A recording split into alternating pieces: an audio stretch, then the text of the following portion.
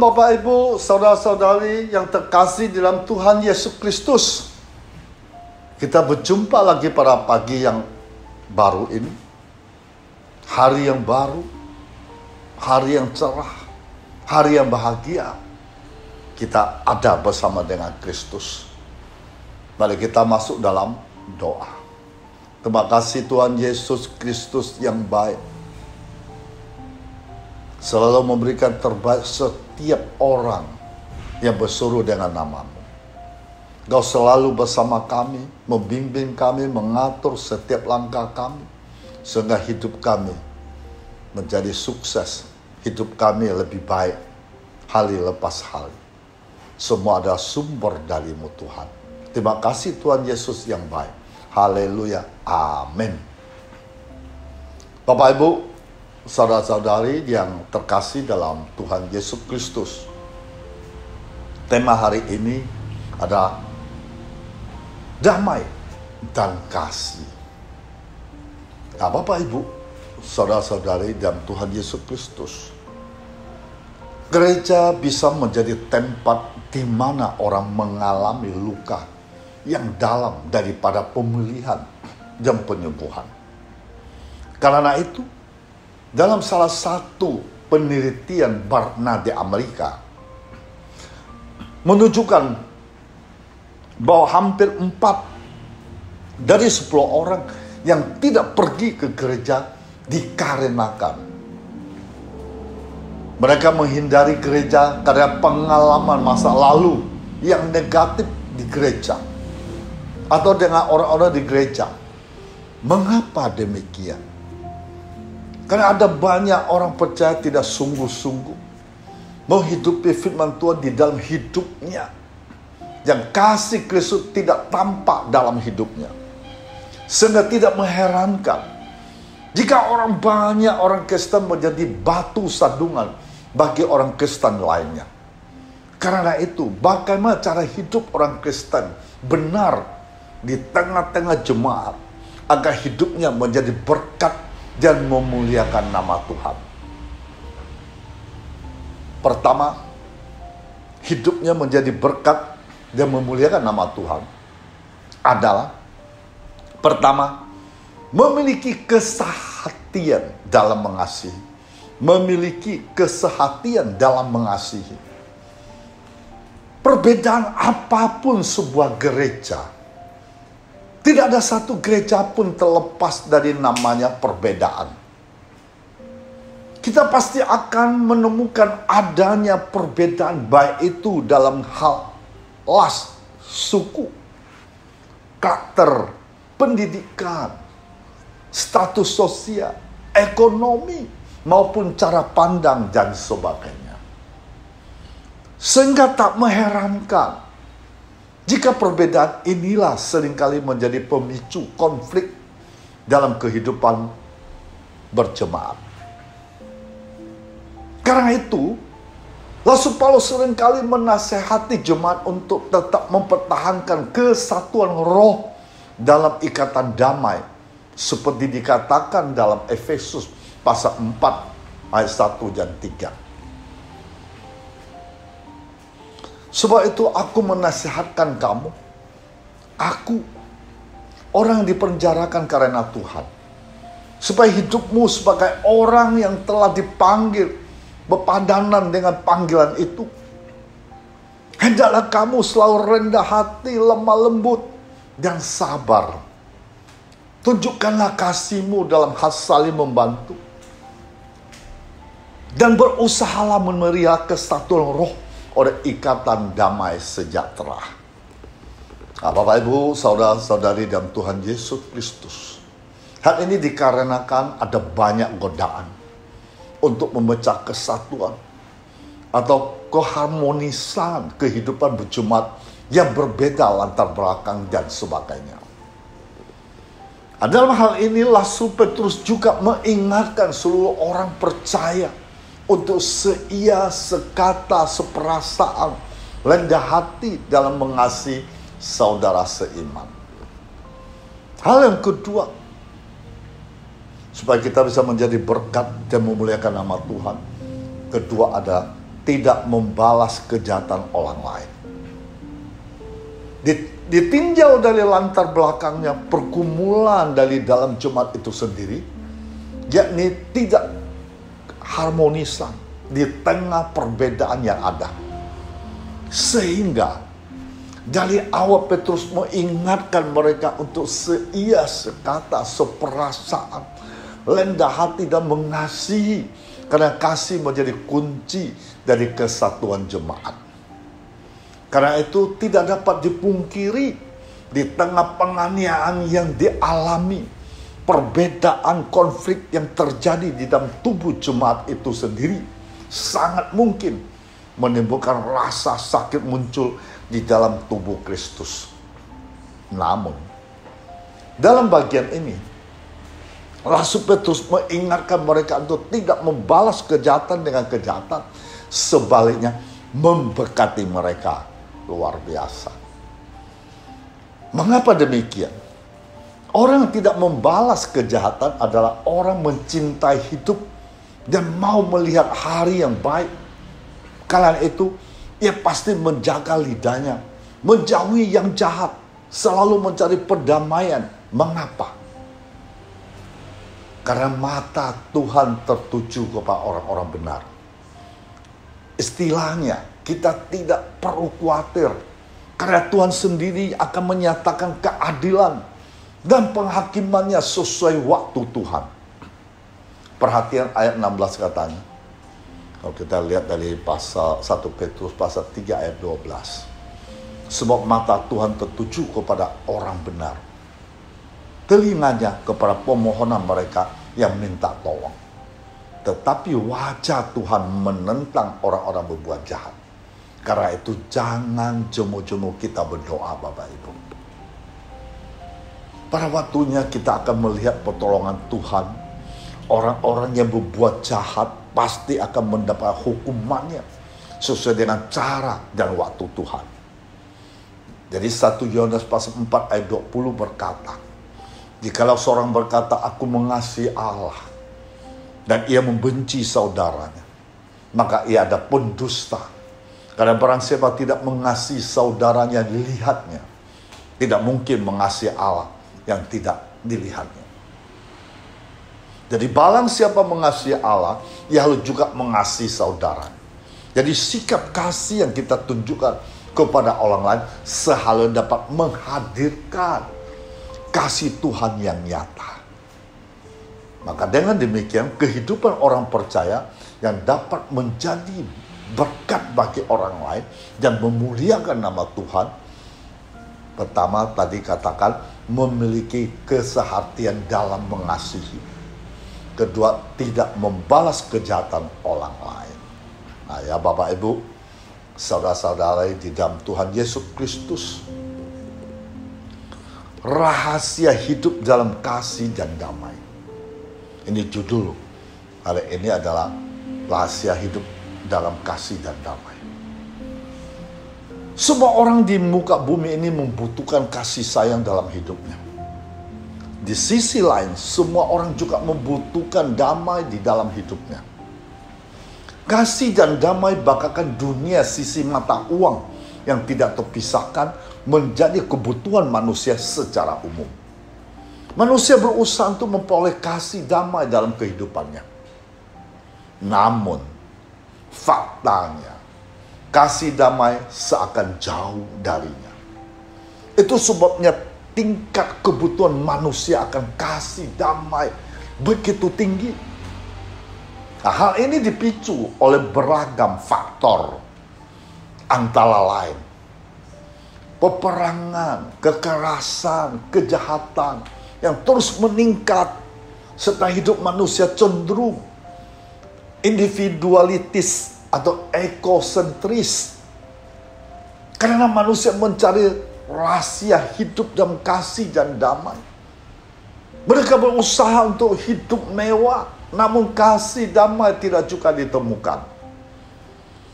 Pemicu mendasarkan hilangnya kasih damai adalah dosa. Semenjak Adam dan Hawa jatuh ke dalam dosa, kasih dan damai seakan sirna dari kehidupannya. Hal ini ditandai dengan pembunuhan terhadap saudara kandung dilakukan oleh Kain kepada Habel adiknya. Nah, hubungan dengan Allah dengan segala ciptaan rusak. Sejak manusia dipenuhi kesusahan, ketakutan, pertikaian, masalah persoalan silih berganti. Sebenarnya dari hati yang terdalam, semua manusia ingin hidup dalam kasih dan damai. Tetapi hidup dalam kasih dan damai pada masa kini sepertinya sangat sulit ditemukan. Buktinya antara saudara sekandung saja belum bisa dijamin bisa hidup dalam kasih dan damai. Firman Tuhan mengingatkan, mengajak kita semua sudah berjumpa secara pribadi dengan Yesus Kristus untuk hidup dalam damai dan kasih. Berdasarkan hal-hal itu, maka rahasia hidup dalam kasih dan damai merupakan kebutuhan yang dicari oleh manusia. Manusia ingin sekali mendapatnya. Nah, pertanyaan penting harus diajukan untuk direnungkan ialah, apa rahasia hidup dalam kasih dan damai itu? Rahasia hidup dalam kasih dan damai berdasarkan firman Tuhan 1 Petrus pasal 3 ayat 8 sampai 12. Nah, itu pertama, sebuah rahasia ya dalam kasih dan damai. Pertama adalah menjaga kesatuan dalam komunitas. Jadi dalam suratnya kepada orang-orang Kristen yang ada di perantauan, Rasul Petrus menuliskan demikian. 1 Petrus pasal 3 ya, ayat 8 dan 9. Dan akhirnya, hendaklah kamu semua seia sekata, seperasaan, mengasihi saudara-saudara, menyayang dan rendah hati. Dan janganlah membalas kejahatan dengan kejahatan, atau caci maki dengan caci maki, tetapi sebaliknya, hendak kamu memberkati, karena untuk itulah kamu dipanggil, yaitu untuk memperoleh berkat. Bapak, Ibu, saudara-saudara dalam Tuhan Yesus Kristus, menjaga kesatuan dalam komunitas merupakan kunci pertama untuk hidup dalam kasih dan damai. Pertama, untuk hidup dalam kasih dan damai adalah harus seia sekata seperasaan, mengasihi, menyayangi, rendah hati, tidak membalas kejahatan dengan kejahatan. Sadarkan kita, setiap kita percaya menemui Yesus Kristus Tuhan menjadi Tuhan dan Juru Selamat pribadi, diberi kuasa menjadi anak-anak Allah, sudah menjadi warga kerajaan surga, atau sudah diselamatkan. Kita bukan hanya mendapat berkat, tapi juga memperoleh keselamatan.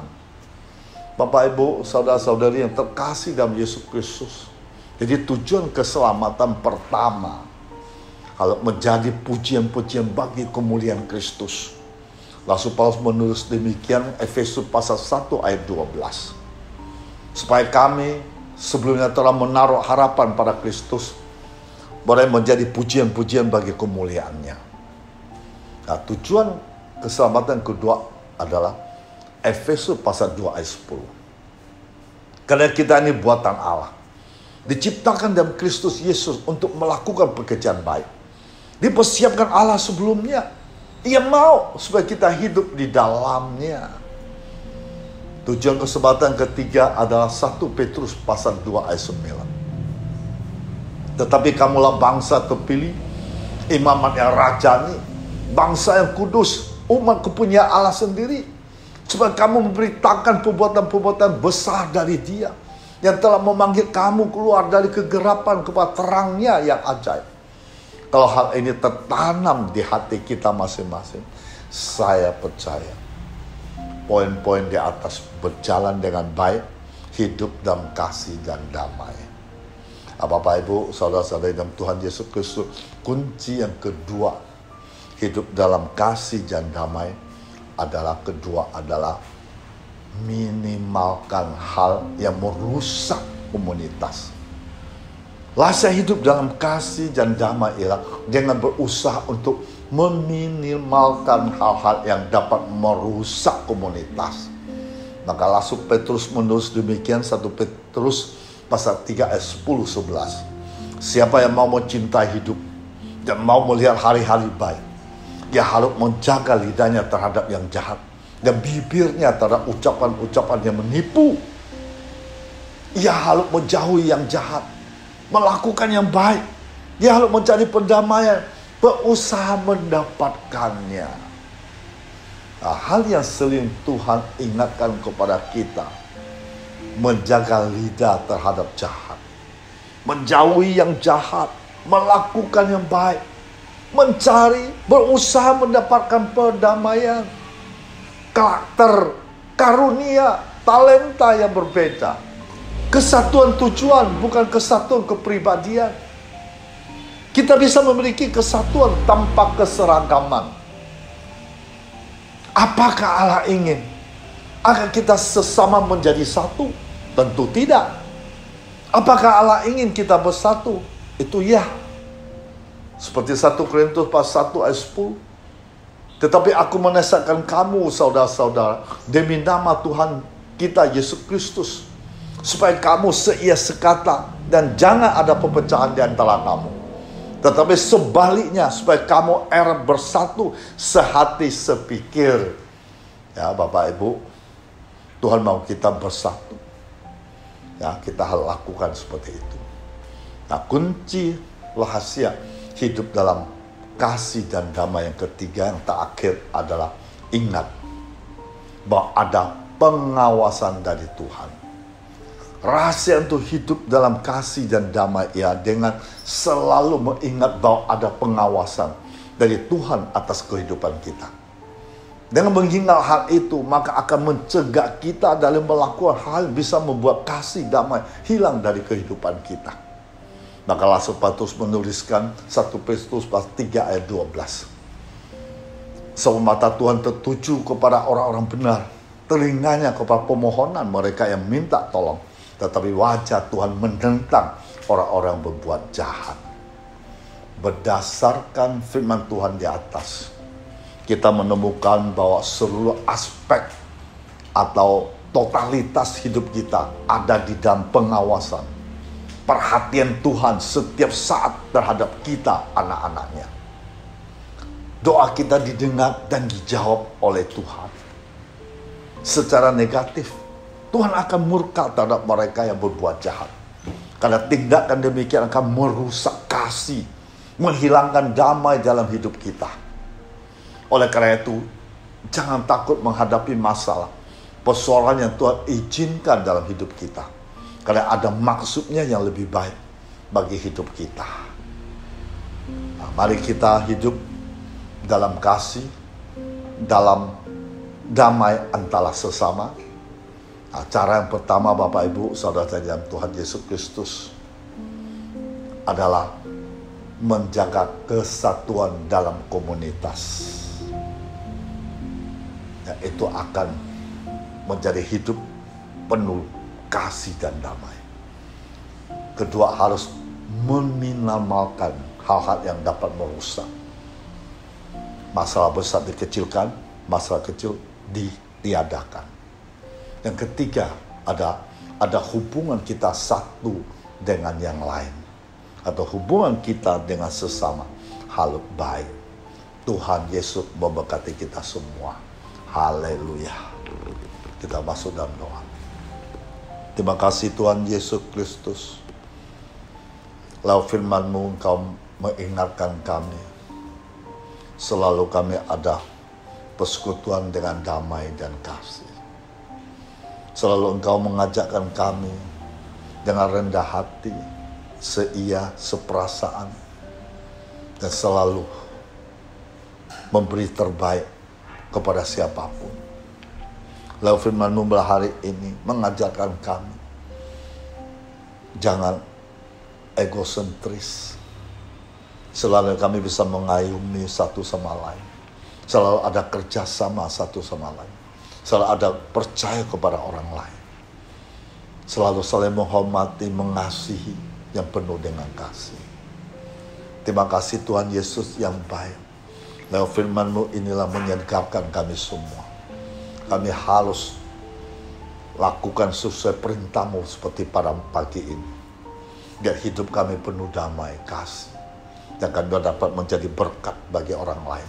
Dan juga dapat memuliakan nama-Mu. Terima kasih Tuhan Yesus. Engkau begitu baik. Haleluya. Lalu kita arahkan tangan kita ke atas. Tuhan Yesus, hamba selalu meminta Engkau ulurkan tangan-Mu yang perkasa. Tangan-Mu yang selalu menciptakan mujizat demi mujizat. Tangan-Mu selalu ada berbuat sesuatu yang terbaik bagi setiap anak-anak-Mu. Maka hari ini Engkau tahu Tuhan Yesus, anak-anak-Mu perasaan ini banyak masalah persoalan dihadapi. Terutama sakit penyakit, bisnis keuangan, rumah tangga. Mereka sangat mengharapkan tangan Tuhan turun tangan. Tangan Tuhan selalu menjamah setiap anak-anak-Mu yang sakit. Hamba percaya ketika Engkau jamah, segala penyakit apapun lenyap semua, sembuh terjadi. Ketika Engkau turun tangan, Engkau yang mengatur, Engkau memberkati setiap anak-anak-Mu. Masalah persoalan ekonomi, bisnis, segala bidang pekerjaan akan menjadi berhasil, sukses dimanapun. Ketika tangan-Mu bekerja, setiap permasalahan, tekanan hidup, rumah tangga apapun akan menjadi bahagia dan rukun karena Engkau bersama dengan mereka. Terima kasih Tuhan Yesus yang luar biasa, yang dahsyat. Di dalam nama Tuhan Yesus. Haleluya. Amin.